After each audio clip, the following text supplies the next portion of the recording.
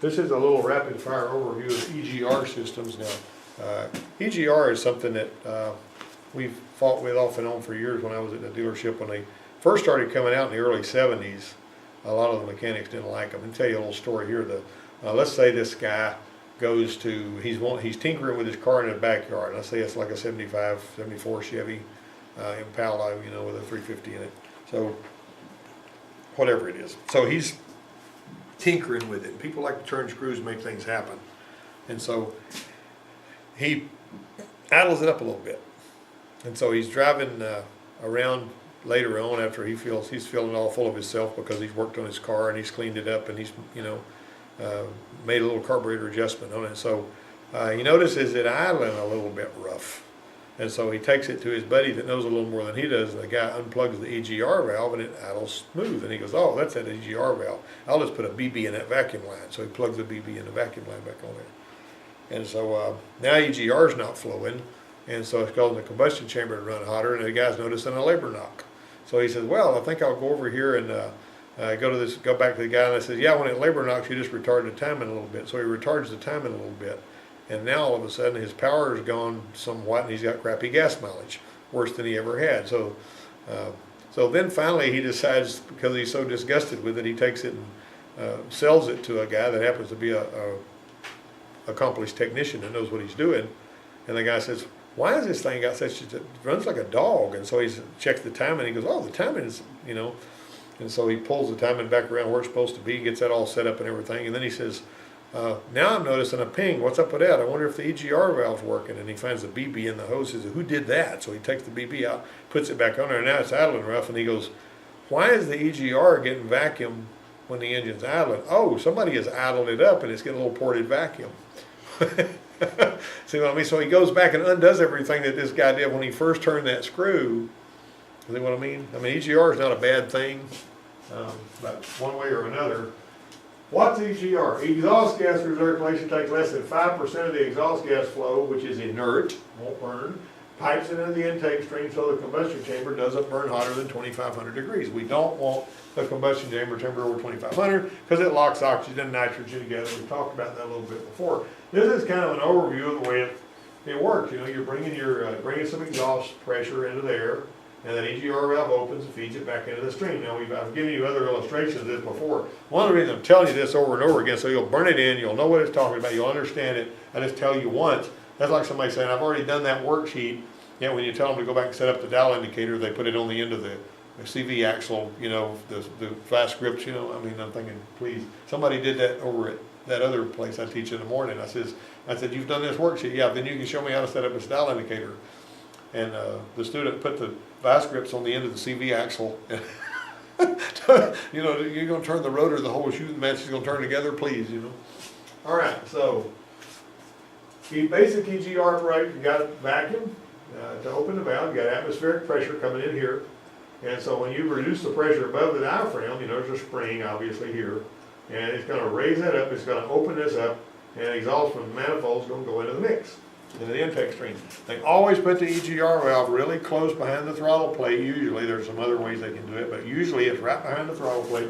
Like on this one right here, if you look, the EGR valve is right behind the throttle plate because they want that intake stream to get just as much EGR to all the cylinders. They want them to be all, and the plenum's all about that. It wants every cylinder to get an equal amount of air. The fuel system wants to get an equal amount of fuel and all that. Okay, so EGR should not operate with a cold engine. It should not operate at wide open throttle. You don't want it to put an EGR in there and robbing a little bit of power from you. But if you're floating along going down the road though, sometimes whenever we were working on them back in the day, and they had a vent and a control solenoid that it would dither them together to make the EGR valve operate. And a lot of the EGR valve have a double diaphragm so that the only time the EGR will even works when it's got exhaust back pressure. Sometimes people would take the catalytic converter off or do something to increase, you know, to reduce exhaust back pressure, and it would cause the EGR not to work right, and then they'd have problems because of that and all that. You know, everything's balanced really careful. You get a little more time in advance when EGR is flowing. But when it would surge, and we would unplug the EGR and it smoothed out, a lot of the times that meant there was a problem with EGR, but sometimes it meant there were other problems, and the only time the problem showed up was when EGR was flowing. So you got to pay attention to that too. All right, so back in the day, EGR valves had ported vacuum. Ported vacuum on a carburetor is a vacuum port. It only has a vacuum whenever you're giving it the gas. Now in your hot rod cars, you basically would want to hook your vacuum advance up to ported vacuum, because when you crack it, you want the vacuum to go over and pull the timing advance and give you that extra zoom.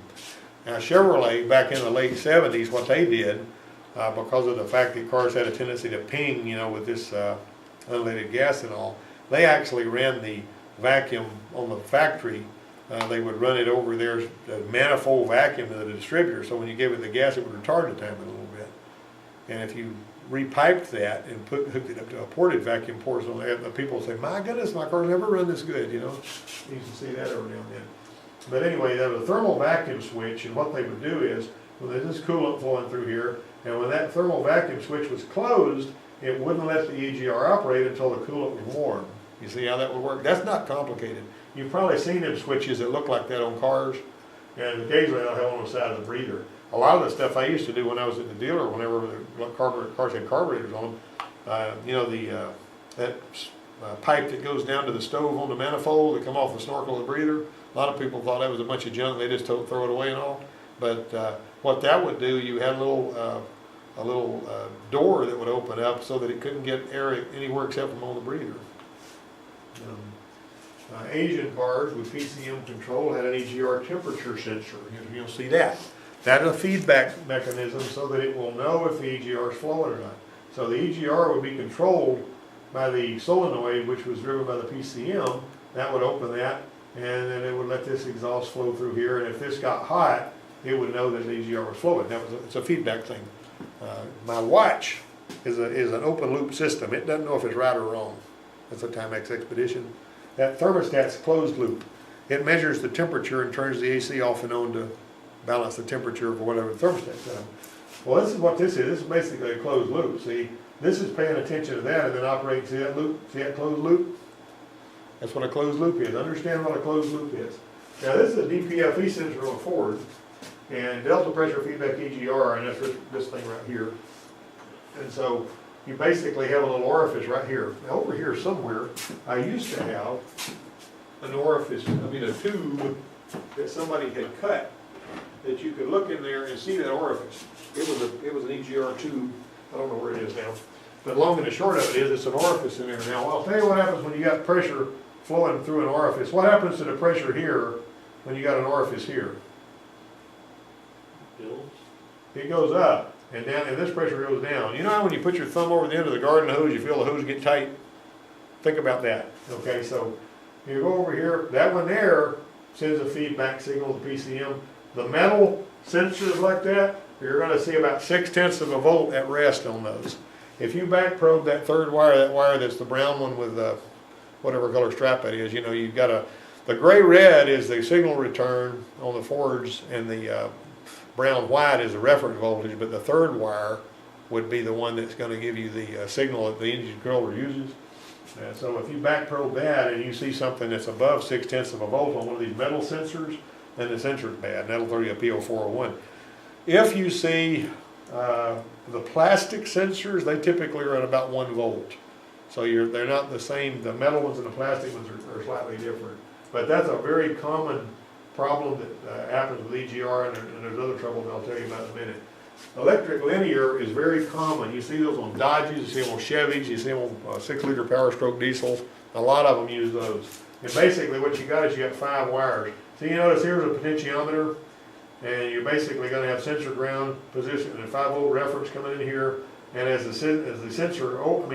EGR opens, this tells the engine controller, yes, the EGR is opening. This is a motor. So you basically, the 5 wires aren't that complicated. Ignition feed, and then the EGR control is going to dig through the ground. And it's going to open the EGR valve. And this is what it kind of looks like. Here's your windings, and this is a feedback system too. This cannot tell the engine controller if EGR is flowing, and only tells it if the valve is responding. You can actually go on the GMC or one of these other vehicles, go in with your scan tool, special functions, and go in there and control the EGR and tell it 10, 20, 30, 40, 50, 60. And if you're the engine starting to run rough, you know the EGR is open, because you can watch it, you know, the little linear pot there. You can also hear the engine running bad. Now, if the linear pipe shows that it's opening, but you don't hear the engine running bad, it means you got some clogging going on, and that's very common too. And anyway, this right here, about 4/10 of a volt at rest. This is like the Bronco has on it out there, and you got an EGR valve position sensor. And what will happen is on those EGR valves there, sometimes there's some buildup on that pintle, and the voltage on this would rise up, and on the 2-digit code OBD1 things, you would actually see a EGR code for this sensor, and then somebody put a sensor on there and it wouldn't fix it.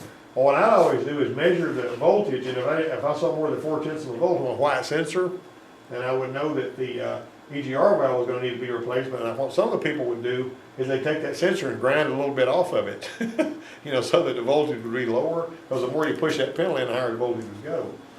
EGR systems with linear position, and like I say, Ford used that from 1984 all the way up until, you know, I don't know, probably until 1990. They used it on them. And then they came out with the DPFE. The DPFE was a feedback system for EGR that preceded OBD2, and they still used it. EGR systems are designed to make sure every cylinder gets an equal amount of recycled exhaust gas. Early GM systems used O2 sensor feedback to verify EGR flow. And this and the Ford DPFE system both preceded OBD2, and manifold vacuum drops when EGR is flowing. So if you see low manifold vacuum, rough idle, if somebody starts an engine and it hasn't been running but a minute or two, and it's been all night long sitting there, and it's running rough, something that's common to all the cylinders, and you touch the intake manifold and it's starting to get hot within like 60 seconds, you know EGR is flowing. I've gone and you know, had gone to help people at shops somewhere, and they said, well, we put a manifold on this thing now, it runs terrible, you know. And the guy found the EGR unplugged on it, and he plugged it back in, and it was, you know, something causing it to open, you know, whatever. And I say, you got EGR flowing. If you're watching manifold vacuum, you know, PCM can use that for feedback. If it opens EGR and sees manifold vacuum respond, the oxygen sensor will respond too. It'll actually drift up a little bit when you run an EGR, because you got that inert gas, there's less oxygen. All right, the P0401 code, no EGR flow code. EGR passage clogging is really common. You're going to see that one in there. That's the passage. They pull the throttle body off. EGR is supposed to flow in there. See how they're wanting it to go in there where it can get a really good even feed to all the cylinders right here at the beginning of the plenum. There's a clogged EGR. I've seen I don't know how many of those. And the EGR mounts over here. And that old gummy oily stuff just, you know, will clog those passages up.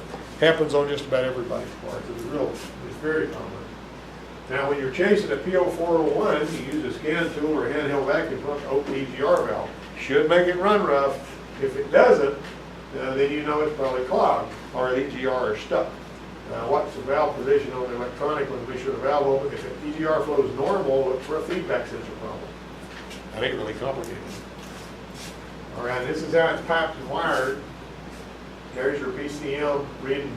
You got your signal return, your reference voltage, and your signal right there. And then you got two hoses. Now I'll tell you something else too.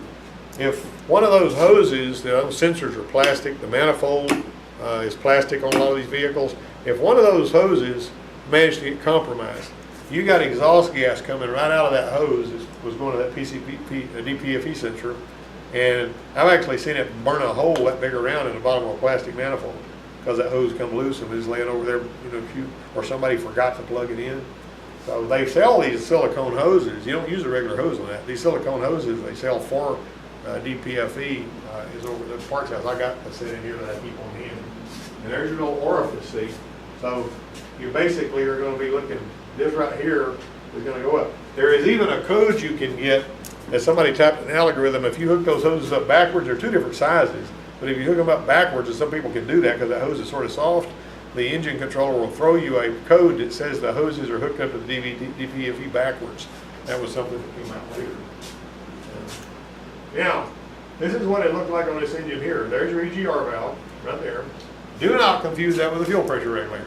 You know what I mean? Some come out of the big for-profit school, they'll confuse a PCV valve, a fuel pressure regulator with an EGR valve. Because they both got a vacuum diagram going to them. They don't even look at where the thing is, you know. But this pipe right here, I'll tell you something else about this pipe right here. This pipe right here travels the distance it does because we want to cool that gas a little bit before it goes back into the mix. And you see how the throttle body's right here and how it's right close there? That little EVP sensor is what the computer uses to operate it. and there's your DPFE, and your orifice is right between these two lines right here, and these are the pipes that go up to that thing right there. You can see that on this motor over here if you take time to look at it. Now, some of them have got a separate feed for each cylinder. One day I was working on a Ford Windstar, and it had a misfire code, and I noticed that it wasn't misfire until I cracked the throttle just a little bit. And it wasn't really under load. I'd crack the throttle, and a second after I cracked the throttle, it'd start skipping over number 4. And so I almost got stymied by that because they had a little, they got an algorithm tapped in there so that if it starts skipping on a cylinder, it turns the injector off on that cylinder so it won't put fuel in there and damage the cap. So what I did was, I says, okay, so I'm cracking the throttle here, and I was fooling with it, saying this doesn't make any sense. But because I was hearing the injector stop clicking, but I noticed the injector was doing that. I figured it out somehow. I don't even remember how I figured it out. So that PCM's doing that because the cylinder's misfiring. The injector's not the cause of the misfire; it's a response to it. So I took the EGR valve that was loose, and I noticed the skip went away. And then I pulled the intake off, and I found this. And this wasn't the picture of the one I pulled off, but every one of these little EGR feeds was stopped up except for that one. It was getting all the EGR, and none of the rest of them were getting any. And so it was causing that cylinder to completely drop out. See?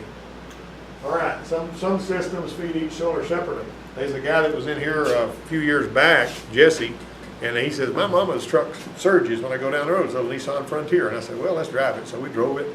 And I said, well, usually, let's unplug the EGR. So we unplugged the EGR, surge went away. He said, but I'm getting a misfire code. And I said, well, I imagine you probably got stopped up, all of these are stopped up with one. And he took those little plugs out of there, and he found one of them was unplugged and unstopped, and all the rest of them were clogged. See the little things where you take them out, and they got there where you can clean them. But anyway, Duramax EGR operation, early production, looked like this. They had a vacuum operated EGR, and they had an EGR control and an EGR vent. All right, and so there you go. Got a little throttle plate on those to facilitate EGR. And the Duramax EGR operation uses these sensors, Barrow, boost sensor, ECT, EGR. It does all of that. All of that plays in. So they use EGR. Because NOx is a problem on diesels because they burn so hot in the combustion chamber. This is what the later ones look like. See that EGR valve there, you're looking at the end of it where it goes in there sideways. Well, there's a heck of a lot more to that. You're looking at the tip of the iceberg there. That thing's pretty long. See how far it goes in there? And it basically uses a stepper motor to open a spring-loaded valve stem, and the worm gear is not attached to the stem, it just forces the valve open. But what happens is when you crank it up, that thing moves it to make sure that EGR valve will work. And so that's how you do that. And so it actually bumps it against it 3 times to determine minimum closed position. And that's kind of like your TP sensor. When you turn it on, it sees where TP is, All right. So criteria for EGR flow is the intake air temperature is less than 42 degrees Fahrenheit. Engine coolant temperature is 140 to 206, and the Barrow is 10 psi. It has to see that. Which, actually greater than 10 psi. I'm sorry, not 10 psi. 6-liter powerstroke EGR works like this. It's a little linear one here. That's the throttle plate driver. The only reason that diesel engine has a throttle plate, if you got a turbocharged diesel, you got pressure in the intake, right? If you're trying to flow EGR in there, you may have trouble with that. So what you do is you create low pressure by partially closing a throttle plate, and it causes EGR to go in there. That's what the first thing they did in 2003. All right, and this is what it looks like down on the inside. I've kind of got this upside down, really. I got that picture bottom uppers, but there's a throttle plate. It should be on the top. There's where EGR comes in. Red's EGR, white's intake air. They have the whole throttle plate. Now the 2005, they put a scoop in here, and so when you got that scoop, it can catch that exhaust and force it in there, even if you've got turbo going on. So they didn't have to have that throttle plate anymore. That scoop took care of all of that hardware, and they made it a little easier to operate on. I took this picture when I went to the powerstroke rally. I went to several of the powerstroke rallies, and I even drove the pace trucks in some of the Craftsman truck races. Actually, it wasn't the pace truck. There'd be a line of powerstrokes, then I'd drive one of those. And one day I was sitting out there, and it was really hot. You're not allowed to sit out there. You got to get out there and wait until they're ready for the trucks to start running around the track, and it's like 90 or 100 degrees. They won't let you run the air on the truck because they'll get water on the track, and you know what that means. You get water on the track, you can't have a race. So I was thirsty, and I says, I want to get, hey, how much of that water you're selling? The guy on the other side of the wire, you know, where the people are sitting. And he hands me the water, and I open it up and take a drink, and he said, that's $4.50. So I had to pay nearly $5 for a bottle of water, but, you know, premium price, you know. This thing here is a cutaway. That's your EGR coolers. That horizontal EGR cooler on a 6.4 liters was extremely problematic. And what it had a tendency to do, you'd be driving down the road, you know, 3,000 RPM, the EGR cooler would rupture and flood the cylinders with coolant and just destroy the engine. You know, it was something that would happen. All right, thank you. Okay, so this setup lowers the temperature of the gas 800 degrees between when it leaves the exhaust and it finally goes into the, you know, lid. Always go to the description and operation section to find out why a code is set and how the EGR system feedback structured. In other words, if you're getting a P0401 code or P040 whatever code it's got to do with EGR, you know, don't just go throw an EGR valve on it. You need to find out what's going on. Sometimes it's just as simple as cleaning out a passage or something. And the pinpoint test procedures will have the information when you're chasing the code. They'll tell you the code set to this criteria and all that. So you get an idea. All right, who learned something they didn't know before?